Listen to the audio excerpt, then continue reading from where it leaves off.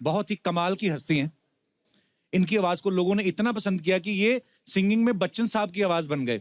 जुम्मा चुम्मा और शावा शावा से लेके मेरी मखना, इन्होंने हर गाना जो है बड़ा बड़ा कमाल का गाया है। प्लीज वेलकम टैलेंट की दुकान मिस्टर सुदेश भोसले। बहुत बहुत स्वागत है Sudesh ji. Sir, thank you. आपको सालों से देखते आ रहे हैं, सुनते आ रहे हैं, आज पहली बार सौभाग्य हुआ है। मैं भी थोड़ा रोना चाहूंगा उषा जी की तरह।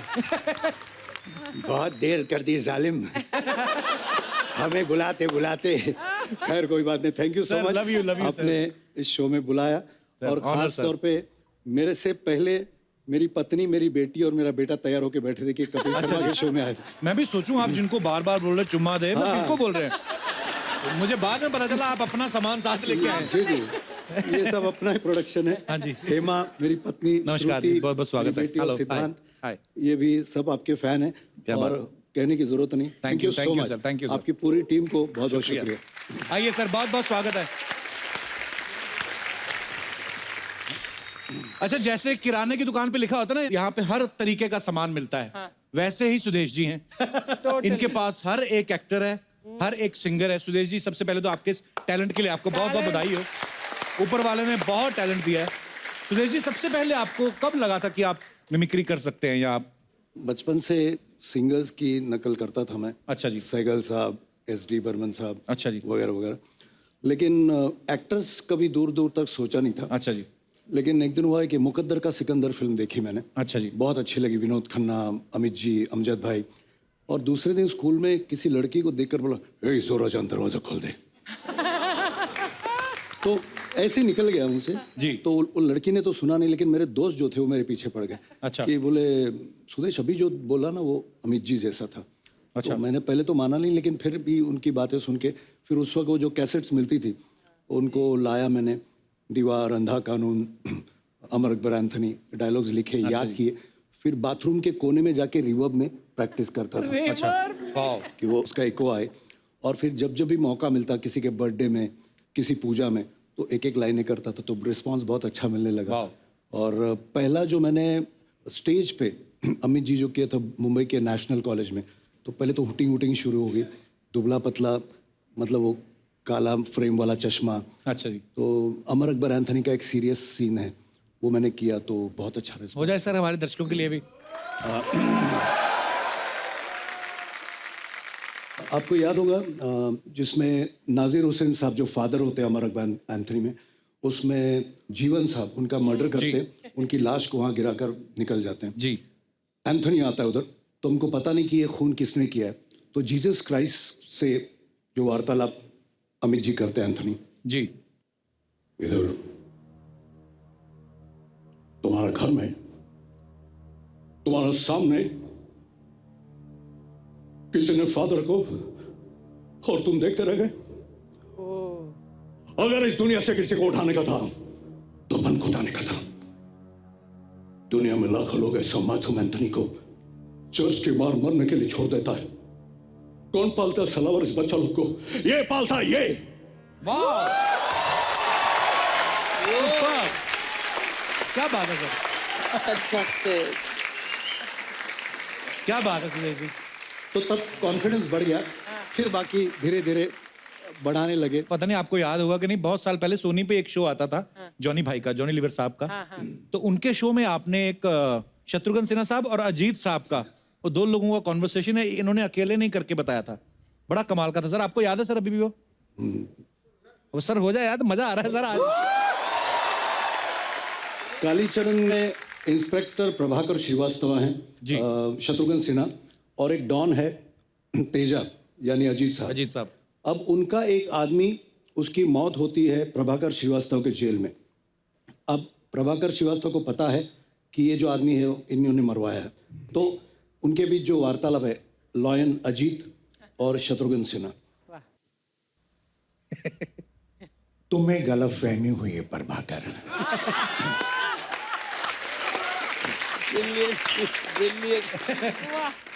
मैं भला ऐसे देशद्रोही गिरोह के बारे में क्या जानकारी रख सकता हूँ? वाह। मैं तो खुद गरीबों का दोस्त हूँ, बल्कि उनके दुश्मनों का भी दुश्मन हूँ। हर चीज के दुश्मन है आप। क्या बात है। दोस्ती के नगाब में छुपे हुए सबसे खतरनाक दुश्मन, इस बात की समझ मुझे उस वक्त आई जब रघु को आपने जान से मरवा दिया। क्या बात है, बहुत बढ़िया। मैंने क्या तुम्हें मेरे इन हाथों पर खून लगा नजर आता है? आपके हाथों में नहीं बल्कि मुझे आपके मुंह पे खून लगा नजर आता है। मैं तुम्हारा अंकल हूं बेटे, हूं नहीं थे। आप ये न समझना कि एक रघु के मर जाने से आपके खिलाफ सारी गवाहियां जाती रही।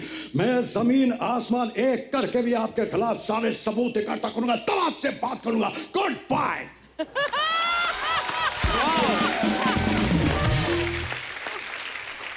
सारा शहर मुझे लॉयन के नाम से जाने, और इस शहर में मेरी हैसियत वही है जो जंगल में शेर की होती है। मानता हूं कि लोग आपको एक शेर के नाम से जानते हैं, लेकिन ये मत भूलिएगा सेठ दीनदयाल कि जब शेर आदमखोर बनता है तो सरकार उसे गोली का निशाना बनाकर कुत्ते की मौत मारती है। और इस बार इस शेर के शिकारी का नाम है प्रभाकर श्रीवास्तव। Good bye. क्या बात है, क्या बात है, बहुत बढ़िया सर। ब्रिलियंट। बहुत बोलता है। Wish him all the best. Thank you very much. Brilliant, क्या बात है। मैंने इतने साल पहले देखा था, ये सोनी टीवी पे ही देखा था। अच्छा, पर लेकिन मैं आपकी मिसेज को देख रहा था, वो उनका रिएक्शन देख के लग रहा था वो भी पहली बार सुन रही हैं। कितनी तालियां बजा रही थी। सो स्वीट, बहुत अच्छा। क्योंकि मुझे घर में बोलने का मौका मिलता है नहीं। तो सर ये जुम्मा चुम्मा दे गाना कब आपको ऑफर हुआ था, कैसे मिला था? 1982 में मैंने मेलोडी मेकर्स ऑर्केस्ट्रा एक था बहुत अच्छा। बड़ा, जिसमें किशोर दा जब भी शोज करते थे, लाइव शोज, तो मेलोडी मेकर्स ऑर्केस्ट्रा, तो मैंने वो ऑर्केस्ट्रा ज्वाइन किया 82 में। अच्छा जी। जब मैं ज्वाइन किया ऑर्केस्ट्रा तब मुझे पता चला कि किशोर दा जब भी प्रोग्राम करते हैं तो जिनको मैं अपना भगवान मानता हूँ किशोर दा जी, उनके साथ, तो मैंने काफ़ी शोज 82 से 87 तक किशोर दा के साथ काम किया। और बहुत शोज करते थे हम लोग, 35-40 शोज एक महीने में। क्या बात। और all over India, world tour. और जब जब भी मुझे मौका मिलता मुंबई में, तो मैं म्यूजिक डायरेक्टर से मिलता, तो लक्ष्मी जी बोले, और मुझे मराठी में बोलते थे, भोसले साहिब कैसे हैं आप? बोले तू आते रहे, मैं तेरे लिए कुछ ना कुछ करूँगा। अच्छा। तो एक दिन मुझे बुलाया, बोले सुरेश मैंने कुछ लिखा है, मुझे उनकी साउंड में सुना। मतलब उनकी साउंड मतलब अमित जी की आवाज़ में। अच्छा। तो बोले थे कि ये मैंने लिखा है। तो बोले अरे ओ जुम्मा, वो कैसे बोलेंगे? अरे ओ जुम्मा। तो बोले मेरी जाने मन, मेरे जाने मन, बाहर निकल, बाहर निकल। बोले भाई यही चाहिए मुझे। अबे तो आजा आजा। बोले आजा आजा। बोले तू अब कल आजा। तो ये उन्होंने लिखा मुखड़ा और वो डायलॉग, और बख्शी साहब ने इसके अंतरे लिखे। अच्छा जी। और ये गाना महबूब स्टूडियोज में रिकॉर्ड हुआ। अच्छा जी। अमित जी के सामने। तब मेरी इतनी जान पहचान नहीं, बहुत डरा हुआ था कि अमिताभ बच्चन सुन रहे हैं। अच्छा जी। कि मैं उनकी आवाज में गा रहा हूँ। तो क्या कहा उन्होंने सुन के? नहीं, मैं कह रहा हूँ ना, जब मैं रिहर्सल कर रहा था ना, उन्होंने सिर्फ मुझे और मेरी समझ में नहीं आया इनको अच्छा लग रहा है कि नहीं लग रहा है। और मैं बहुत डरा हूँ। मतलब सर कैसा है? बहुत अच्छा है, सिर्फ डायलॉग्स में थोड़े वेरिएशन ला, बाकी टीम फिर ऐसे। और ये गाना सर सुबह 9 बजे शुरू हुआ, रात के 2 बजे ओके हुआ। मतलब टेक रिहर्सल दिन भर 80 म्यूजिशियंस के साथ लाइव गाया हुआ है, कविता जी और मैंने। और इतना डरा हुआ कि अगर मैं कुछ खाऊं और अगर टेक अनाउंस कर दे तो कुछ डकार ना आ जाए, खराश नहीं आ जाए। मैंने उस दिन 9 बजे से रात के 2 बजे तक 25 ग्लास सिर्फ चाय पी, और उस हालत में ये गाना सर। लेकिन कहते हैं ना, रेस्ट इज द हिस्ट्री। 27-28 साल से उस गाने की रोटी खा रहा हूँ। क्या बात है। Thank you. और एक बात है, राज की बात, 90 में ये गाना है, 91 में मेरी शादी हुई। अच्छा जी। वाह। जिस मेलोडी मेकर्स में मैं गाता था, उसके जो मालिक हैं उनकी बेटी से शादी हुई मेरी। अच्छा जी। और sir she is a very good pianist, और इन्होंने अपनी स्कूल के टाइम में किशोर दा के साथ भी प्रोग्राम्स किए। अच्छा जी। वाह। Really? Wow. बस सर हमने सुना भी, जैसे अभी आपने कंफर्म ही कर दिया, हमने सुना था कि मैम भी बहुत अच्छा गा लेती हैं। फिर पता चला कि आपका जो बेटा है वो भी कंपोजर है, सिंगर है। आपकी बेटी जो है उन्होंने भी फाइन आर्ट्स किया हुआ है। जी, जी। तो आपके घर में जो कलाकार हैं बाई चांस पैदा होते हैं कि कोई च्यवनप्राश खाते हैं आप? मतलब लेकिन हमारी जो टीम है मस्त है टीम जी। हम लोग जब लंच डिनर पे भी बैठते या बातें तो हमारी बहुत क्रिएटिविटी की बातें होती जी। म्यूजिक पेंटिंग एक्टिंग सब तो बहुत मजा आता है बड़ी अच्छी बात है सर ये तो। नहीं तो वरना मैं जुम्मा चुम्मा दे दे बोलो और उसकी समझ में नहीं आया तो क्या फायदा। अच्छा जब भी ना सुदेश जी कभी बच्चन साहब के लिए गाते हैं तो बच्चन साहब की ही आवाज लगती है Confusing पर हमने सुना है कि जैसे ये किसी एक्टर की आवाज में भी गा लेते हैं जैसे असरानी साहब की आवाज में ऐसे सर। असरानी जी के साथ बहुत शोज किए फॉरेन में। अच्छा जी। तो पहले तो एक गाना है संजोग फिल्म का लता जी का यशोदा का नंद लाला ब्रिज का उजाला रे जी। जू जू जू जू जू। तो ये हुआ ये उन दिनों ये लोरी बहुत पॉपुलर हुई थी। हर माँ अपने बच्चे को सुलाने के यही लोरी अच्छा गाती। जी। लेकिन एक दिन हुआ ये कि असरानी के सामने एक बच्चा आ गया अच्छा जी। जो असरानी को देखकर नेचुरली फूट फूट के रोने लगा। अच्छा तो असरानी सोच में पड़ गए कैसे कराऊं इस बच्चे को चुप। तो उनको भी लता जी की लोरी याद आई। तो सुनिए असरानी ने लता जी के इस गाने को कैसे गाया इसकी वाट कैसे लगाई मतलब कैसे पोस्टमार्टम किया इस गाने का। यशोदा का नंद लाला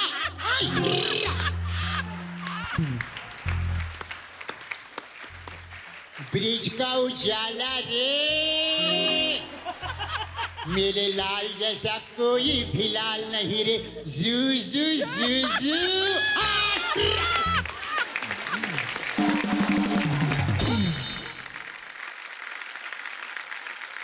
सुदेश जी आप डिफरेंट सिंगर्स के गाने या डिफरेंट एक्टर्स के गाने अपने अंदाज में तो गाते हैं। हम चाहते हैं कि हमारे दर्शकों के लिए एक ही गाना हो लेकिन उसको अलग अलग अंदाज में अगर आप गा दें तो प्लीज आपकी बड़ी मेहरबानी होगी मजा आ जाएगा सर।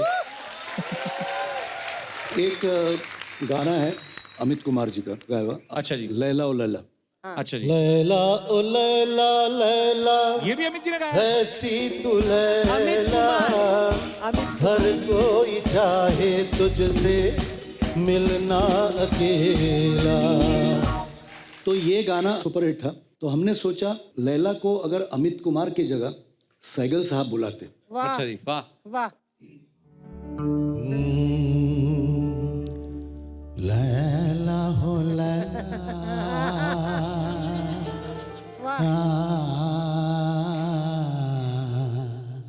ऐसी तो लैला ब्यूटीफुल ब्यूटीफुल। हर कोई चाहे तुझसे अरे हाँ मिलना अकेला रे। वाह। बोले सैगल साहब ऐसे तो लैला नहीं आएगी। तो हम पहुंचे हेमंत कुमार के पास। वाह।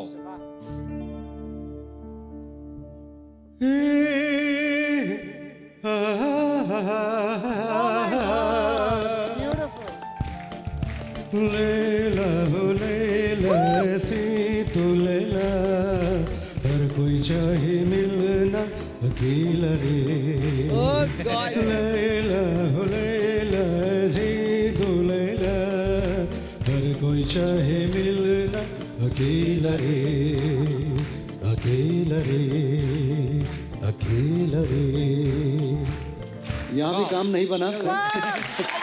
तो हम पहुंचे स्वर्गीय पंचमदा के पास। वाह।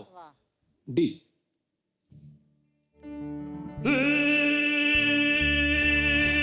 लैला हो लैला ऐसे तू लैला लैला हो लैला ऐसे तू लैला हर कोई चाहे तुझसे रहता है तुझसे मिलना अकेला।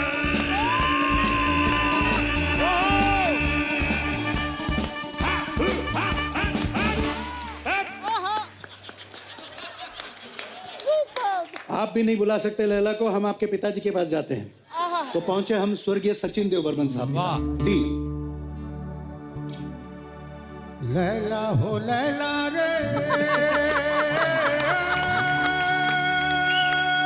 अरे वाह ऐसी तू लैला हर कोई चाहे मिलना अकेला।